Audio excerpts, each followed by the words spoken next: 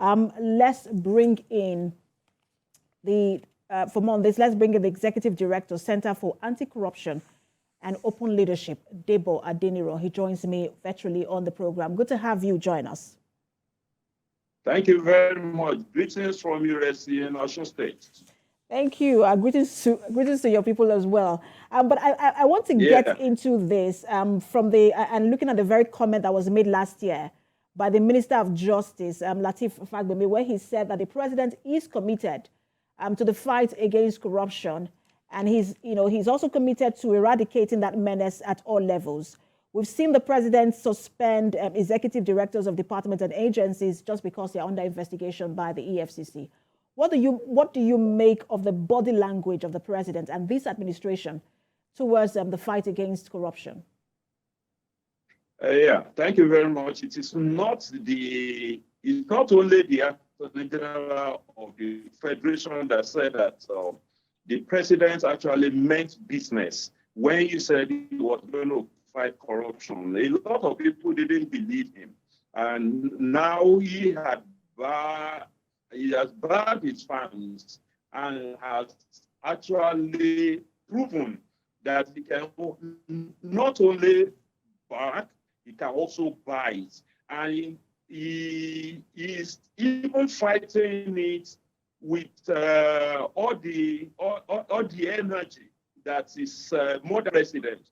I believe that he has good reason to fight corruption because he has been variously accused of committing corruption crimes, and he had come out of all the allegations unscathed. You want to prove that he is not in cahoots with any corrupt criminal, and he also have the duty to prove to us that all of these people parading themselves as his sponsors are not actually close to him. And he is one leader that we need to, since a very long time. He doesn't tolerate anybody that will want to stain his fabric with any pinch of awesome attitudes, from any quarters. So basically, we know that he's going to fight it. He has promised that, and you also know the way he picked his cabinet members. He had left out all of those with doubtful background, and those that are being accused of doing one thing or the other are being closely followed by the anti-corruption agencies. And if you saw what he did, what he said when he was appointing Ola Olukoyede as the new chairman of EFCC, he has said that he believed in him, he knew him, and he was sure that Ola will not leave any stone unturned or treat anybody as secret cow. So basically, he is walking his talk, and we are happy with him. Yes, you raised two points, and I want to stay on them. Hello? One of them, we can hear you. You raised 2 points, Mr. Adeniro, and I want to stay on them. One of them is where you talked about the fact that those who have been accused or those who are allegedly been said to be involved in corruption, just corruption in their ministries and departments and agencies, and not close to the president. You also mentioned you also talked about sacred cow. I want to stay on that because we've seen that selective fight against corruption in the country where some people are sacred cows, they cannot be touched. Sometimes, it's a plea bargain and then they're allowed to go. How should that be handled in this particular situation? We've seen that, look, some people get away with things, some people don't. But how do you think that should be addressed in this particular administration? In actuality, nobody gets away with blue murder under this present dispensation.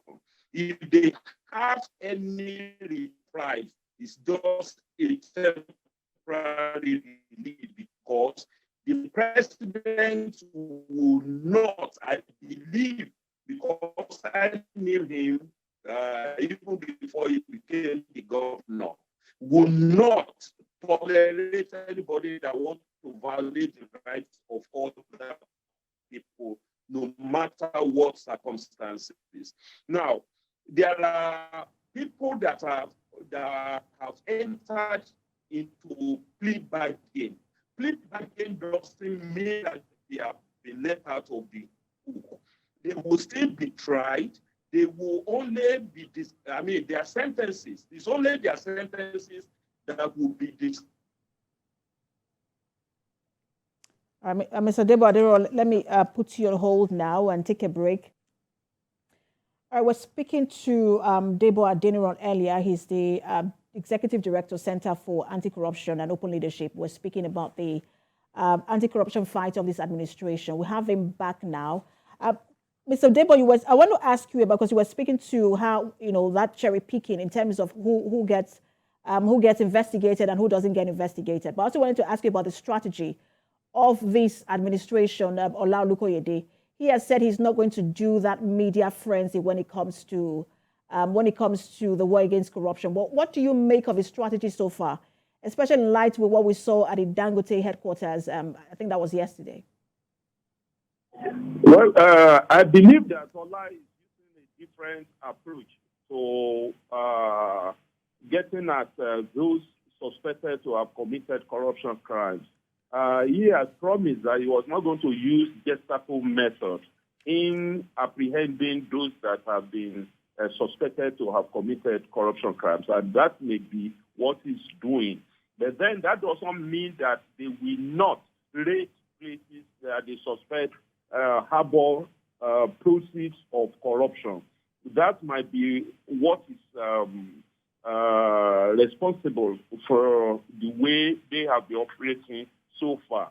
He's not going to engage in media trial, but we have also asked that we have the right to know whatever they are doing that is not open to the media may not be in the public space. And if it is not in the public space, it may be difficult for us to assess the performance of the agencies. So basically, it needs to come open. As long as the agency has, adequate evidence, adequate witnesses that could lead the prosecution to conviction, we believe that they are on the right path. They should not shy away from coming to the media anytime they are performing their duty. Well, Mr. Debo, because I have very limited time left, and I wanted to ask you, because this is a conversation that actually splits Nigerians. This is one of the things they talk about. What should be more important? Is it recovery or conviction? Both should be important. Once conviction is achieved, it means that recovery is easy. And the reason why those who are caught in the web engage in plea bargain is that they do not want to serve their terms in full. And that is why we ask them that it is not necessary, they should not put the state or the agency into so much trouble before they confess their sins. They should return what they have stolen. They should also plead guilty and ask for forgiveness. This forgiveness is what is going to lead to discounts in their punishment. Sometimes it could be suspended sentence. They may not be sentenced at all, depending on the gravity of the crime they committed against Nigerian people. So both recovery and punishment, because punishment should be deterrent. As long as that punishment will put their names among those that have committed these corruption crimes, that should be deterrent enough. And we have been asking the National Assembly that they should make it impossible for such people to contest election in Nigeria. And hold public office. We will see how, they shouldn't hold public office well, until several years after. so that Absolutely. we will know that they have actually repentant and they have pleaded not to Mr. sin Adeniro, anymore. I know that people like you are following through and monitoring the anti-corruption fight of this administration. I will continue to engage you as these developments come up. Thank you so much for talking to us. Executive Director, Center for Anti-Corruption and Open Leadership, Debo Adeniro.